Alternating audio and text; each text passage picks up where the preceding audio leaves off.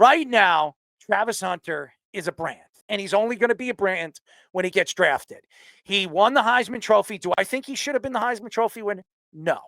As we've spoke about this last week when we were speaking about the Heisman when I was there.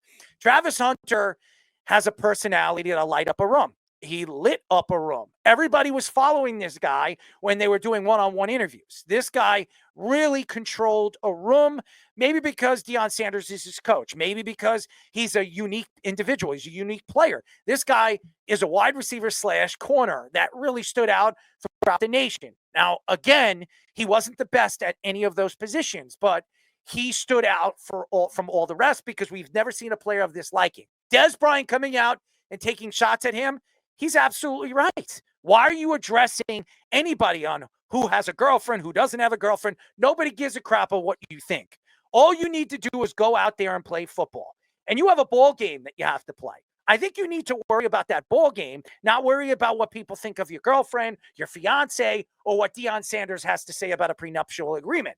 What I do believe right now when it comes to Deion Sanders is Deion Sanders knows this is good for his brand. This is good for what he stands for. I don't know if he's going to take an NFL job in the offseason, if he even gets offered an NFL job, but it does help him when it comes to Colorado because he's recruiting players. And obviously the position that he is in, he has an opportunity to really stand out from all the rest. The fact that this is going on and they're erasing their TikToks and whatever they're erasing, it has no meaning to what Travis Hunter is as a player. The fact is, Travis Hunter, if you draft Travis Hunter moving forward when it comes to an NFL team, if you're going to draft a player that is going to be in the tabloids. You're going to draft a player that is going to cause a lot of ruckus if he's not catching the ball or if he's not a big part of a team's offense or defense. This is a guy, you see him. He pouts when he doesn't see the ball. He stamps his feet when he's not doing something right or if somebody else is not doing something right on the field.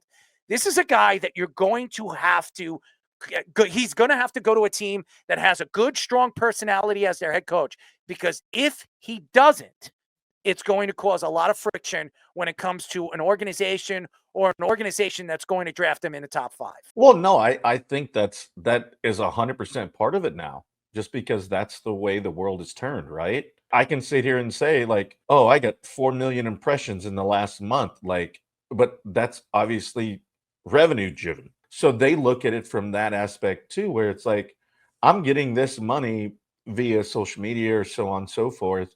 Do I have to be great? Yeah. Like, and obviously I don't know the young man, but I would hope he'd be like, you know what, as you said, Speedy, is trend setting in the aspect that you're going to get snaps on both sides of the ball. But also too, he's going to make money on the other side. And that, because that's just the world we live in now. It's not just you playing the game of football. It's you being a brand in your own realm. You being great helps that process, but also you in the social media side is going to create a dynamic in what it is. And with what Prime does and whatever, it's only going to draw eyes. And sometimes those eyes aren't always the greatest eyes because now you can't get away from it.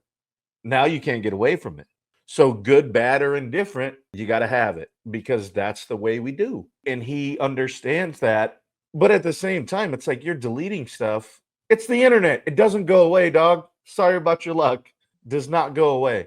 And if you don't understand that, once you get to the next level, it becomes tenfold. And he's going to be tenfold too now, doing something that somebody's never done in the last 20 years. So it's just one of those things where he needs a better understanding.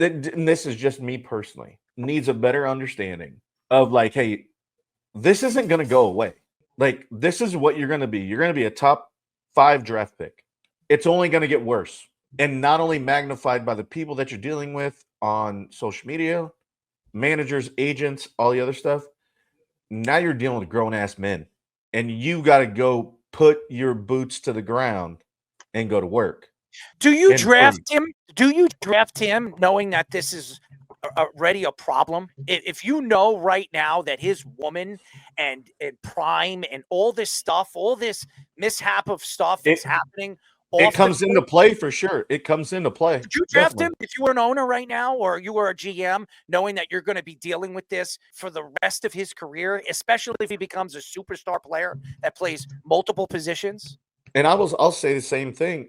I got that question a lot because I had my son when I was a junior in college, my draft year. And they're like, well, are you going to stay home? Are you going to come and are you going to be fully vested? And if we're going to give you a 7-figure contract? So no, it's a real question that comes into play. I think you have to take the talent. I think you have to take the talent and what it is. I don't think you can pass on him, but you're going to know what you're going to get. Not only what he is, but you're going to get Prime, you're going to get Deion, you're going to get all that stuff. That's what you got to just kind of do you hang your hat on it, or it's like, hey, let's take a shot. He's a prima donna, and if he does fall out of the top 5, the Jets sitting at 7 or 6, wherever he is, he's already come out and said he made some, interesting, gestures when I was talking to Cam Ward, and I told Cam, I said I walked up to him.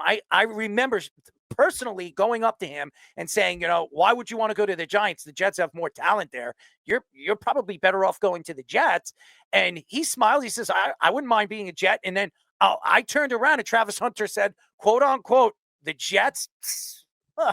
I turned around. I swear I turned around and I said, Travis, don't worry about it. We don't want you anyways. So, I mean, and you saw him and he doesn't want to be a Jet. So if you're sitting there at 6 or 7 with the Jets, do you draft him or does he want to go to the Jets? And do you want to take that crap that you're going to be dealing with off the field as a New York Jet organization? I wouldn't take him. Even with the talent, I walk away. I'd stay far, far away from him if I were the New York Jets or any team in a big city.